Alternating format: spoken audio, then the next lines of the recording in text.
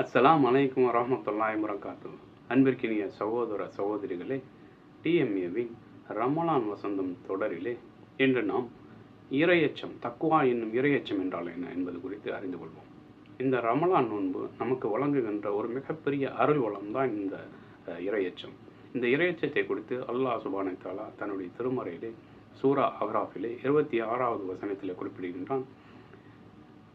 யா பனி ஆதம கது அன்சல்னா அலைக்கும் லிபாஸா லிபாஸை யுவாரி சவாதிக்கும் வரீஸா வலிபாசு தக்வா தாலிகல் கைர்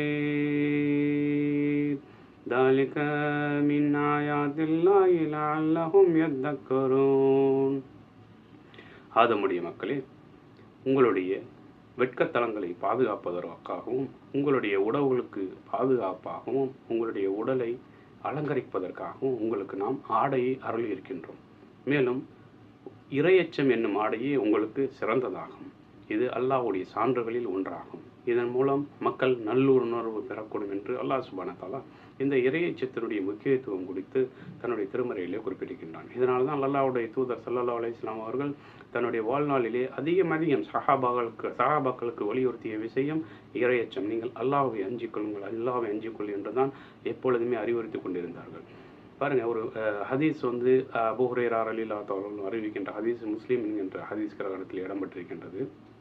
அல்லாஹ்வுடைய தூதர் ஸல்லல்லாஹு அலைஹி வஸல்லம் அவர்கள் வந்து தன்னுடைய இறுதி ஹஜ் உரையின் போது ஹஜ்ஜத்துல் விதாவிலே சஹாபாக்களை நோக்கி, நீங்கள் அல்லாஹ்வை அஞ்சிக் கொள்ளுங்கள், அல்லாஹ்வை அஞ்சிக் கொள்ளுங்கள், உங்களுக்கு இறையச்சம் இங்கே இருக்க வேண்டும், இங்கே இருக்க வேண்டும், இங்கே இருக்க வேண்டும் என்று கூறிவிட்டு தன்னுடைய நெஞ்சை சுட்டி காட்டினார்கள். அந்த அளவுக்கு நம்முடைய இறையச்சம் வந்து நம்முடைய உள்ளத்தில் இருக்க வேண்டும். இந்த உள்ளத்தினுடனான தொடர்பு வந்து அல்லாஹ்வுடனான நெருக்கத்தில் இருக்க வேண்டும். அந்த அளவுக்கு அல்லாஹ்வுடைய அச்சத்தில் இருக்க வேண்டும் என்ற அளவுக்கு அல்லாஹ்வுடைய தூதர் ஸல்லல்லாஹு அலைஹி வஸல்லம் அவர்கள் இந்த இறையச்சம் குறித்து வலியுறுத்தினார்கள். இந்த இறையச்சம் என்றால் என்ன, இதனை அடைந்து கொள்வதற்கான வழிகள் என்ன அப்படிங்கிறத வந்து நம்ம வந்து அறிந்து கொள்வோம். இந்த இறையச்சத்தை குறித்து அபூ ஹுரைரா ரலியல்லாஹு தஆலா அவர்களிடத்திலே ஒரு நபித்தோழர் கேட்டார், இறையச்சம் என்றால் என்ன, எங்களுக்கு தெரியப்படுத்துங்கள் என்று. அதற்கு அபூ ஹுரைரா ரலியல்லாஹு தஆலா அவர்கள் சொன்னார்கள், நீங்கள் முற்கள் நிறைந்த பாதையிலே நடந்து சென்றால் நீங்கள் எப்படி செல்வீர்கள் என்று. அதற்கு அவர் கூறினார், நான் வந்து என்னுடைய ஆடைகளை தூக்கி பிடித்து கொண்டு பாதுகாப்பாக செல்வேன் என்று. இதுதான் இறையச்சம் என்றார்கள். இன்று நாம் வாழ்கின்ற இந்த உலகத்திலே வந்து உலகம் முழுவதும் பாவங்கள் நிறைந்ததாகவும் அனாச்சாரங்கள் நிறைந்ததாக இருக்கின்றது. இந்த பாவங்களிலிருந்து நாம் விலகி நம்மை பாதுகாத்துக் கொள்வது, அல்லாஹ்வை அஞ்சி நம்மை பாதுகாத்துக் கொள்வது தான் இறையச்சம். இந்த பாவங்களை பொறுத்தவரையிலே நாம் வந்து பெரும்பாவங்களில் மட்டும் இல்லை, சிறு பாவங்களிலிருந்தும் நாம் வந்து விலகி இருக்க வேண்டும். சிறு பாவங்கள் என்று சொன்னால் பொய் பேசுவதாக இருக்கட்டும், புறம் பேசுவதாக இருக்கட்டும், பின்ன பிற நபர்கள் மீது அவதூறு கூறுவதாக இருக்கட்டும், அண்டை வீட்டாருக்கு தொல்லை கொடுப்பதாக இருக்கட்டும், இன்ன பிற முஃமின்களுக்கு நம்முடைய நாவாலோ கரத்தாலோ தொல்லைகள் கொடுப்பதற்கட்டும், இப்படி அனைத்து சிறு பாவங்களில் இருந்தும் நாம் வந்து விலகி இருக்க வேண்டும். பெரும்பாவங்கள் மட்டும்தான் நாம் விலகி இருக்க வேண்டும் என்கின்ற ஒரு அசாதாரணமாக சூழ்நிலையில் இருக்கக்கூடாது. ஏனென்றால் அலி ரலியல்லாஹு தஆலா கூறுகிறார்கள், சிறு பாவங்கள் எல்லாம் நம்ம அலட்சியமாக இருக்க வேண்டாம். சிறு பாவங்கள் எல்லாம் நீங்கள் அலட்சியப்படுத்தினால் அவை எல்லாம் மொத்தமாக சேர்ந்து உங்களை அழித்துவிடும் என்று கூறினார்கள். அந்த அளவுக்கு நாம் பாவங்களிலே வந்து மிகவும் எச்சரிக்கையாகவும் அதை விட்டு விலகியும் இருப்பது தான் தக்குவா.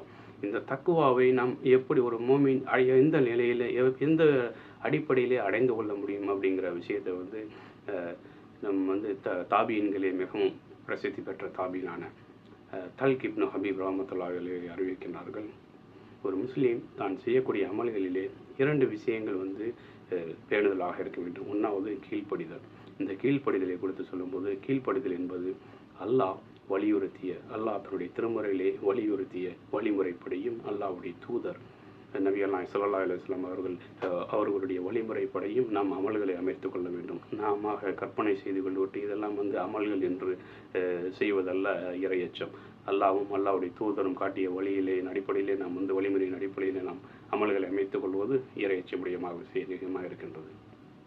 இரண்டாவது, அல்லாஹ்வுக்கு விருப்பமான, அல்லாஹ்வுக்கு திருப்திகரமான அமல்களை மட்டும் செய்வது. இந்த அல்லாஹ்வுக்கு விருப்பமான அமல்களை குறித்து சொல்லும்போது, எந்த ஒரு அமலை செய்தாலும் நாம் வந்து அதற்குரிய கூலியை வந்து மறுமையிலே அல்லாஹ் நமக்கு தருவான் என்கின்ற சிந்தனையில் மட்டும்தான், ஒரே நோக்கத்தில் மட்டும்தான் நாம் அமல்களை செய்ய வேண்டும்.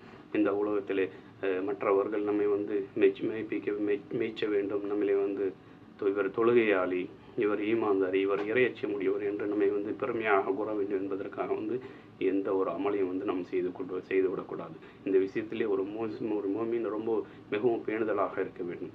நம்மளுடைய அமல்கள் அனைத்துமே அல்லாஹ்வுக்காக மட்டுமே என்கின்ற சிந்தனையில் இருக்க வேண்டும். அது எந்த அளவுக்கு என்றால், எந்த ஒரு விஷயம் அமல்களாக இருந்தாலும், பிறருக்கு செய்யக்கூடிய உதவிகளாக இருந்தாலும், தர்மமாக இருந்தாலும், எந்த ஒரு விஷயமாக இருந்தாலும், 7 வானத்திற்கு மேல் வருஷிலே உள்ள ரஹ்மான் 7 வானங்களையும் கடைந்து ஆழ்கடலில் உள்ள உயிரினங்களுடைய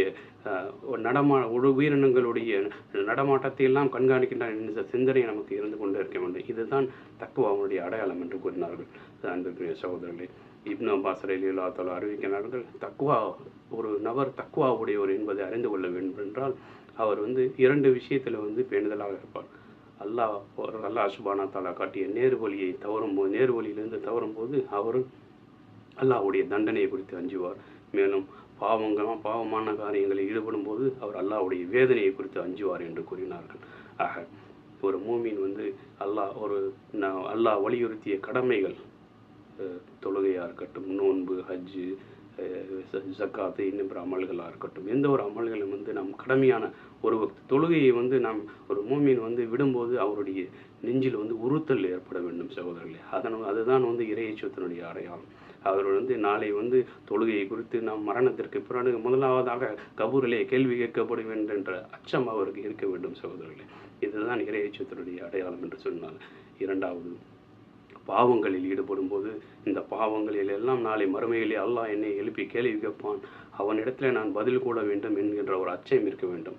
பாருங்கள், இப்ராஹிம் அலைஹிஸ்ஸலாம் அவர்கள் வந்து அல்லாஹ்வுடைய அலீலா இருந்த நபி, அல்லாஹ்வுடைய நண்பராக இருந்த நபி, அல்லாஹ்வுடைய துவா செய்யினார், வலா தூசினி யௌம யுபஸூன், யா அல்லாஹ் என்னை மறுமையிலே கேவலப்படுத்தி விடாதே என்று அவர்கள் அல்லாஹ்வுடைய கேள்வியை கொடுத்து அஞ்சினார்கள். அந்த அளவுக்கு நம்ம உள்ளத்திலே வந்து தக்வா இருக்க வேண்டும் சகோதரர்களே.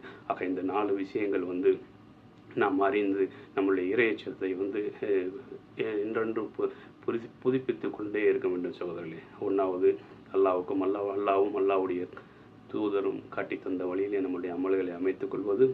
2வது, அல்லாஹ்வுக்கு மட்டுமே எந்த ஒரு அமல்களும் அல்லாஹ்வுக்காக மட்டும்தான் என்ற சிந்தனையிலே நம்முடைய அமல்களை செய்வது. 3வது, அல்லாஹ் வலியுறுத்திய கடமைகளை விடும்போது அல்லாஹ்வுடைய தண்டனையை குறித்து அஞ்சுவது.